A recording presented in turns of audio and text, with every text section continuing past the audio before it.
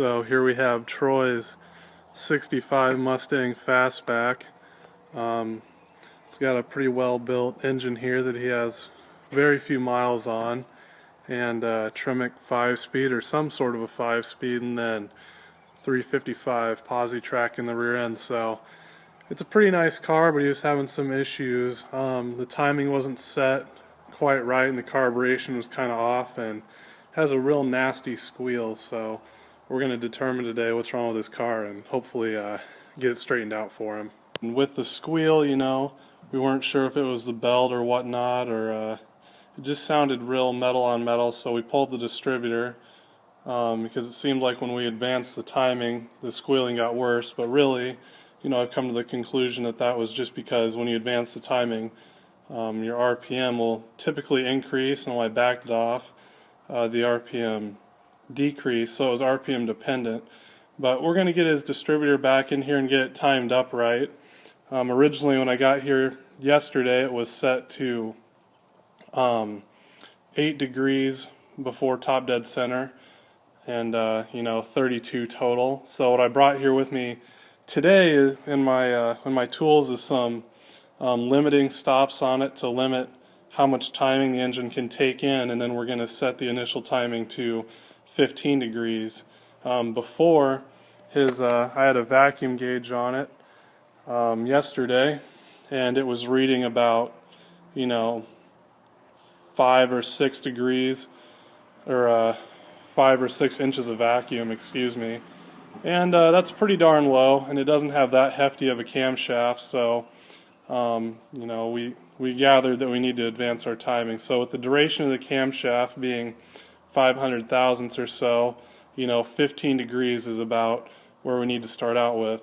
And with our carburation, we're not sure on that until we get our timing set.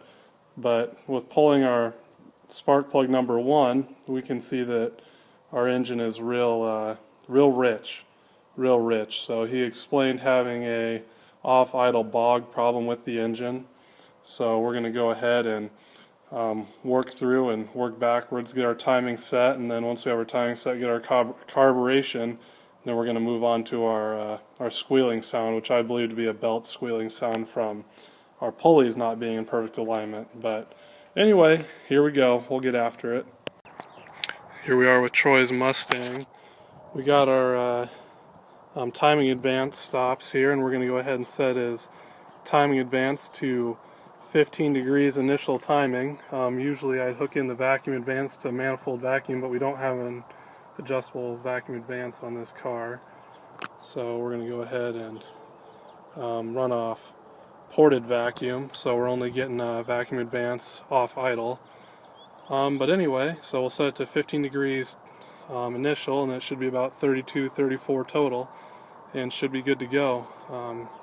Should get our manifold vacuum up to where we're supposed to be running and not opening our power valve. Alright, so here we go. Our manifold vacuum is a lot better.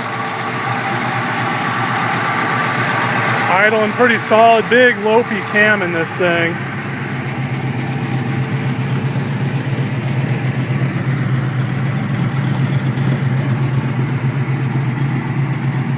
Sounds pretty darn healthy, but I think we're all set up. So we got 15 degrees of initial timing and 34 degrees total.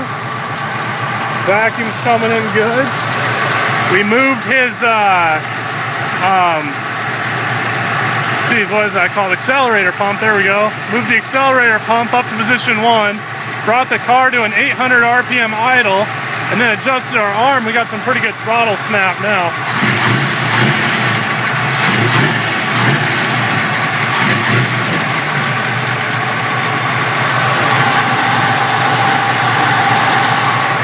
So there we are. Another car done. Absolutely gorgeous. So we'll get a clip of this car once he's got some of the front stuff put together, and we'll do some pulls and do some final tuning adjustments. But I think we're pretty solid. So there you go, some edelbrock equipment on the engine. Tremec 5-speed tranny and 355 posi track in the rear end, so pretty mean.